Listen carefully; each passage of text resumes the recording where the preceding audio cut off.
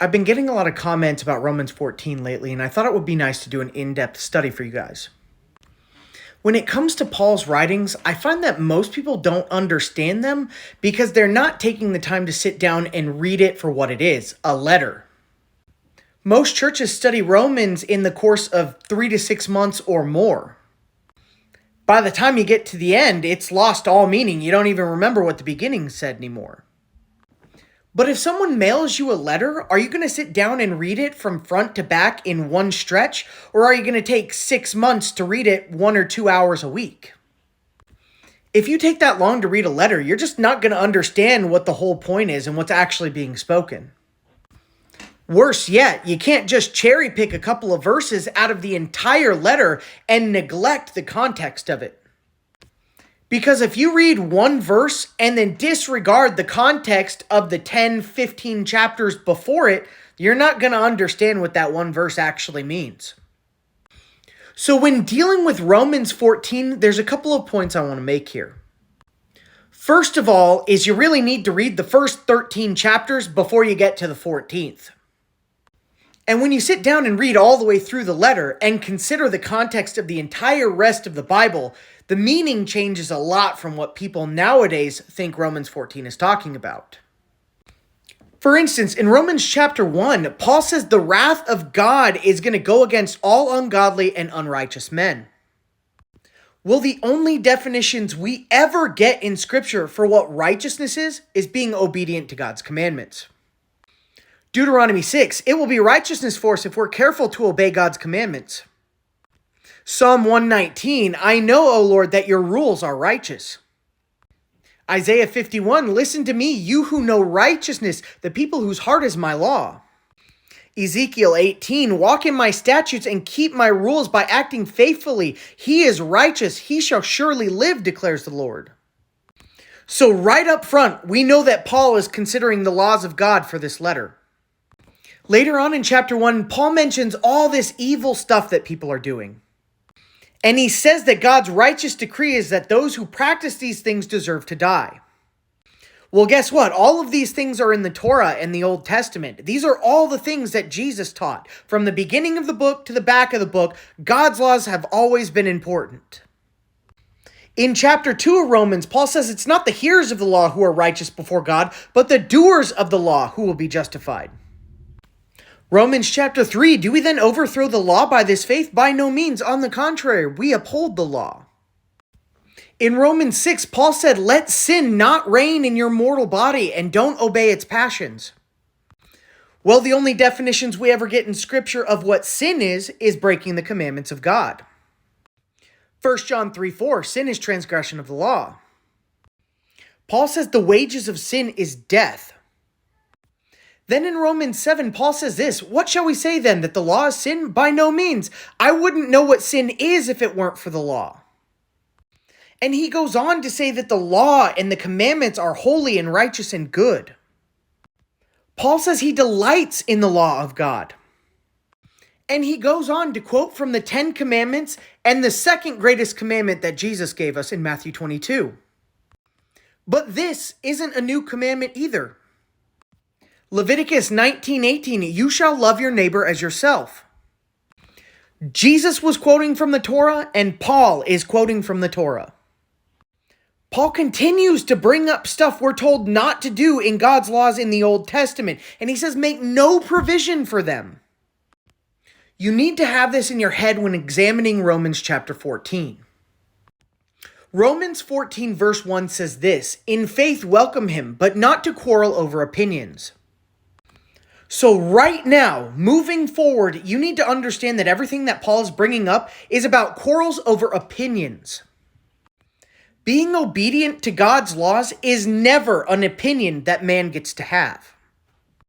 If you are a believer of Christ and a believer of the God of Abraham, Isaac, and Jacob, then it's not an opinion anywhere whether you should be obedient to his laws or not. So in verse 2, when he says one person believes he may eat anything while the other person eats only vegetables, this isn't talking about the dietary laws. And there's a few different ways we can prove that. First off, by considering what it says in Romans chapter 1 through 13, we know that God's laws matter. Secondly, again, it's not an opinion whether we need to be keeping God's dietary laws or not. The common argument is Acts 10 or Matthew 15 or Mark 7, but in none of those chapters in the Bible is it overriding God's dietary laws, and I have an entire playlist to prove that. Furthermore, we need to understand the mindset of these people. When it comes to matters of food, you need to understand that as a believer, God has defined what food is for you. There are cultures that think bat poop is food. That's not food to me. There's cultures that think that mice and rats and spiders and ants are food. That's not food to me. There's cultures that believe that dogs are food. That's not food to me. There's a lot of people that think pork and lobster and shrimp are food, but I follow God's dietary laws, so those are not food to me. And they weren't food to Paul or Jesus or Peter or anybody in the first century churches. In Leviticus 11 and Deuteronomy 14, God defines what is food. And all of these people knew this. They were quarreling over whether people should be vegetarians or not.